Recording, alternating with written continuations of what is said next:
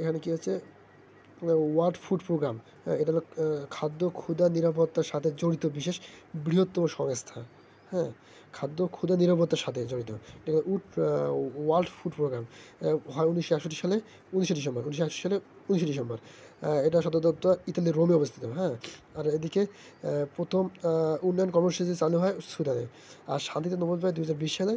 এবং অবদান রাখে কি, অবদান রাখে সংঘাত যুদ্ধ কবলিত এলাকাগুলোতে ক্ষুধা নিরসন। সংঘাত ক্ষুদ্র ক্ষুধা নিরসন কি ওয়ার্ল্ড ফুড প্রোগ্রাম, বিশ্বের মধ্যে ওয়ার্ল্ড ফুড প্রোগ্রাম করে রাখে। তাহলে ফাও আর ইফাত আর ওয়ার্ল্ড ফুড প্রোগ্রাম, এটা তিনটাই সদর দপ্তর কিন্তু ইতালির রোমে অবস্থিত। ঠিক আছে, ওকে। অপরদিকে ফুড এগ্রিকালচার, ফাও হচ্ছে ফুড এগ্রিকালচার অর্গানাইজেশন, ফাও জাতিসংঘের খাদ্য কৃষি সংস্থা। আচ্ছা, এটা হয় ওই 1945 সালে 16 অক্টোবর। তো এই জন্য 16 অক্টোবর বলা হয় বিশ্ব খাদ্য দিবস বলা হয়। ঠিক আছে, 16 অক্টোবর। আর 1945 সালে এর সদর দপ্তর হচ্ছে ইতালি রোমে অবস্থিত।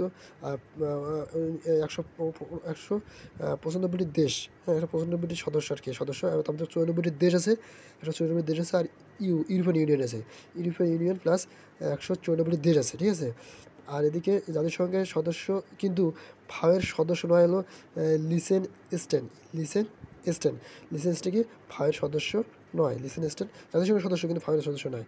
আর এদিকে ফাওয়ের সদস্য নয় ভ্যাটিকান সিটি, ভ্যাটিকান সিটি কিন্তু, আর প্যালেস্তাইন ফিলিস্তিন, ভ্যাটিকান সিটি কিন্তু ফাওয়ের সদস্য নয়। তাহলে ফাওয়ের সদস্য নয় ভ্যাটিকান সিটি এবং ফিলিস্তিন, একই সাথে লিসেন স্টেন কিন্তু ফাওয়ের সদস্য নয়, এটা কিন্তু জাতিসংঘের সদস্য, লিসেন স্টেন জাতিসংঘের সদস্য। ঠিক আছে, ভ্যাটিকান সিটি ফিলিস্তিন কিন্তু ফাওয়ের সদস্য নয়। ওকে, আর বাংলাদেশ ফাওয়ের ইয়াতে আসে 1973 সালে 12ই ডিসেম্বর, 1973 সালে 12ই ডিসেম্বর বাংলাদেশ ফাওয়ের সদস্য হয়।